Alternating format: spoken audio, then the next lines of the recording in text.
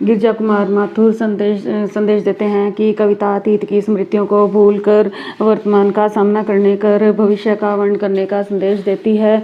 कविता ये संदेश देती है कि पेपर हैं, अभी 3 दिन बाद पेपर हैं और टेंशन हो रही है बहुत ज़्यादा।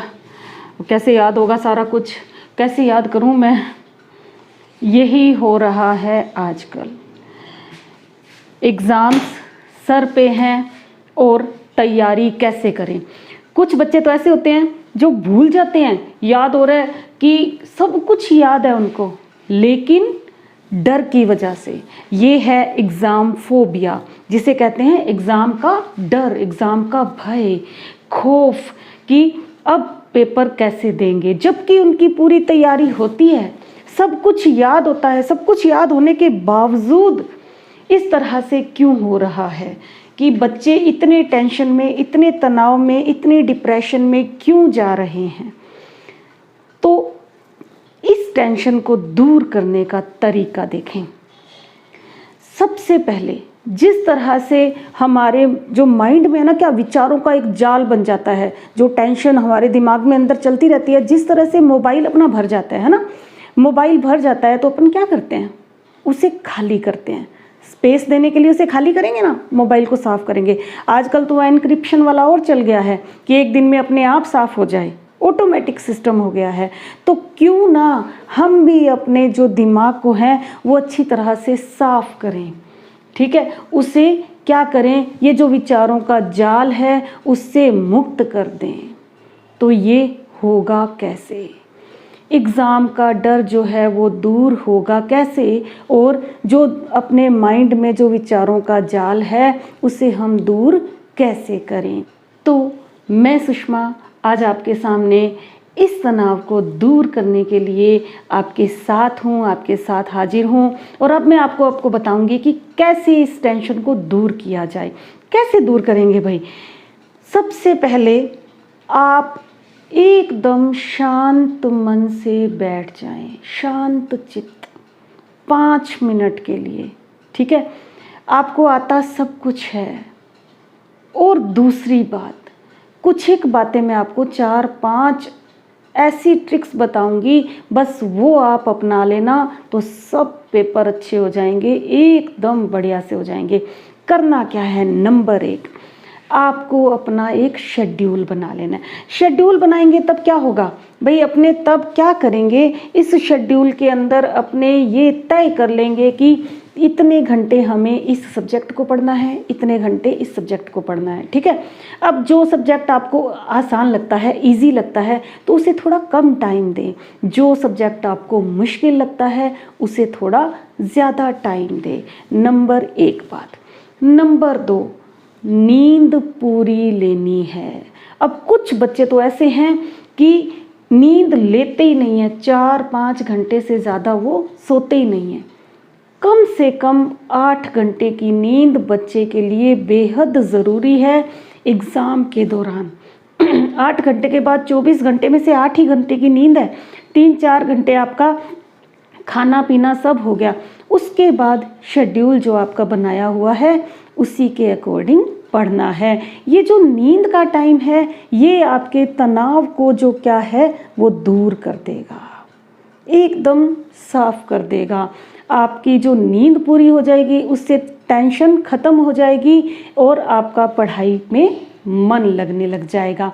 तीसरी बात क्या करनी है कि शेड्यूल जो आपने बनाया है उसे तो फॉलो करना ही है, नींद पूरी लेनी ही है और डाइट का भी ध्यान रखना है, खाने का भी ध्यान रखना है। खाना कैसे खाते हो भाई, खाना पीना छोड़ देते हैं कुछ बच्चे, है ना। आपको क्या करना है, हल्का भोजन खाना है, बिल्कुल हल्का भोजन। दलिया खा लें, खिचड़ी खा लें, सैलिड खा लें, रोटी भी खाएं, ताकि आपके अंदर एनर्जी बनी रहे, ऊर्जा बनी रहे, जो आपको अंदर से प्रेरित करती रहे पढ़ने के लिए। एनर्जी ख़त्म हो जाएगी तो फिर पढ़ोगे कैसे, पढ़ाई होगी ही नहीं। एक चीज़ कि अब आपको क्या लग रहा होगा सबसे ज़्यादा, कि आपके पेरेंट्स की भी अपेक्षाएं हो गई कि मेरा बेटा उससे ज़्यादा नंबर लाएगा, है ना।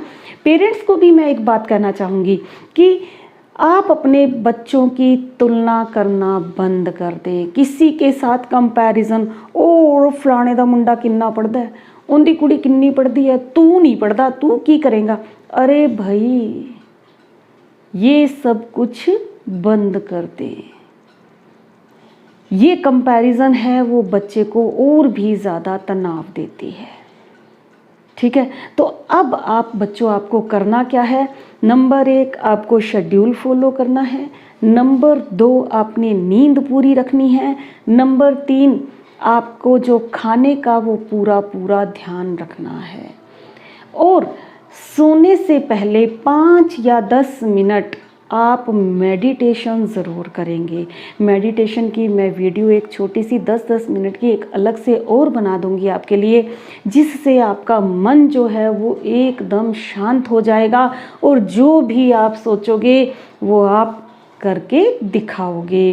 क्यों? क्योंकि यही हमारा जो माइंड है, अगर इसमें से जो जाल है विचारों को का वो निकल जाएगा मेडिटेशन करने से, और आपका मन क्या हो जाएगा, वो बिल्कुल शांत हो जाएगा।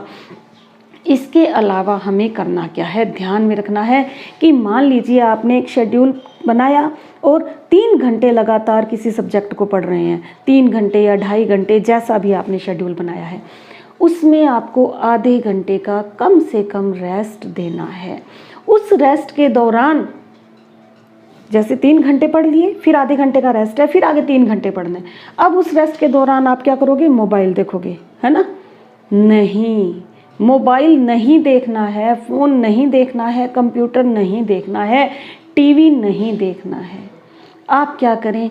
वॉक करें, थोड़ा घूमें फिरें, चलें, अपनी मम्मी से बात करें, अपने पापा से बात करें, अपने माइंड को रिफ्रेश करें। जिस तरह से अपने फ़ोन को अपडेट करते रहते हैं समय समय पर, उसी तरह से अपने माइंड को भी क्या करना है, हमें अपडेट करते रहना है। तो ये 30 मिनट या आप वॉक कर सकते हैं, माँ पापा से बात कर सकते हैं, भाई बहन से बात कर सकते हैं, या आप अच्छी सी जादू की झपकी भी ले सकते हैं। जादू की झपकी नहीं बोली हूँ मैं, जादू की झपकी, यानी कि ऐसी झपकी 20 मिनट की जो आपको पूरी तरह से रिफ्रेश कर देगी, एकदम से रिफ्रेश कर देगी। ये कुछ बातें आप अच्छी तरह से गांठ बांध लें। जो बच्चे जो डर से कांपने लग जाते हैं, कुछ बच्चे तो ऐसे हैं कि वो उनको सब कुछ आता होता है, लेकिन वो कहते हैं कि मैम हम भूल रहे हैं, जो भी याद है वो सब भूल रहे हैं। ऐसा नहीं करना है, आप सब कुछ कर सकते हो। आपका माइंड जो है वो आपके हाथ में ही है, जैसे स्कूटी का जो ब्रेक होती है अपने हाथ में होती है ना, उसी तरह से अपने मन की और माइंड का कंट्रोल हमें अपने हाथ में रखना है। आपको यही सोचना है कि मैं ये करके दिखाऊंगी, और जो माँ बाप की अपेक्षाएं हैं उन पे, और जो टीचर्स ने उम्मीदें आपके लिए बांध रखी हैं, उनको भी आप पूरा उतर के दिखाएंगे, उनकी उम्मीदों पर भी आप खरे उतरेंगे। और ये मेरा दावा है कि तुम लोग ज़रूर मेहनत करो, अच्छे से मेहनत करो, अपने माइंड को शांत करके, मन को शांत करके, इन विचारों के जाल को निकाल के। ये विचारों का जाल कैसे निकलेगा? 10 मिनट आपको शांति से बैठना है और एक मेडिटेशन करना है। पढ़ने से पहले बैठें, सुबह बैठें, जब भी आपका माइंड थक जाए तब आप बैठ जाएं, तब भी आपका माइंड क्या हो जाएगा? रिफ्रेश हो जाएगा, और उसके बाद आप पढ़ना शुरू कर देंगे। अब मेरी शुभकामनाएं आप सब बच्चों के साथ हैं, और आप इसी मोटिवेशन से पढ़ेंगे कि मुझे कुछ करके दिखाना है। देखें, किसी तरह का कोई कंपैरिजन नहीं है किसी से, और जो ये अंक हैं ये मायने नहीं रखते हैं, बस ये है कि हमें कुछ अच्छा करना है। इसी को देखते हुए हमें तैयारी करनी है। एक चीज़ और ध्यान रखें, जैसे अब कोई टॉपिक है आपको बहुत ज़्यादा मुश्किल लग रहा है, उसे पेपरों के बिल्कुल पास में छोड़ दें। उसे मत पढ़ें, रिवीज़न उसका करें जो आप पढ़ चुके हैं, जो आपको याद है अच्छी तरह से, उसी को ही रिवाइज़ करें। ना कि आपने कोई नया टॉपिक उठा लिया। नया टॉपिक उठाते तो क्या होगा, माइंड फिर से ख़राब हो जाएगा कि नहीं हो जाएगा। जो आपको याद है, जो पक्का पक्का याद है, उससे करना है रिवाइज़। जो 3 दिन आपको 4 दिन छुट्टियों के मिलते हैं, उनमें वही टॉपिक रिवाइज़ करने हैं जो आपको अच्छी तरह से आते हैं। कोई नया टॉपिक आपको या तरह तरह की किताबें आपको नहीं छेड़नी है। जिस किताब से, जिस वीडियो से आप देख रहे हैं, याद कर रहे हैं, केवल उसी को ही फॉलो करना है।